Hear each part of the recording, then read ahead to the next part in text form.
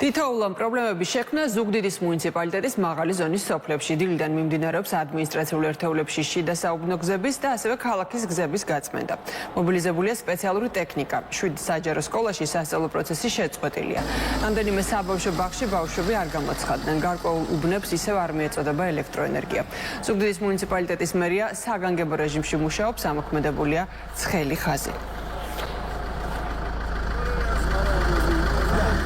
მიმდინარეობს ადმინისტრაციული ერთეულების შიდა საუბნო გზების მოწესრიგება, ადამიანური რესურსი მობილიზებულია და ქალაქის გაწმენდითი სამუშაოები მიმდინარეობს, თუმცა არის პრობლემები და გამოწვევები. 7 საჯარო სკოლაში შეწყდა სწავლა, რამოდენიმე საბავშვო ბაღში ბავშვები არ გამოცხადდნენ.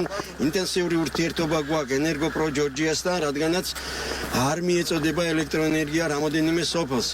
დღის ბოლომდე აღზრდება ელექტროენერგია და მაქსიმალურად ეცდება მუნიციპალიტეტის მერია, რომ ყველა პრობლემა მოგვარებულ იქნას.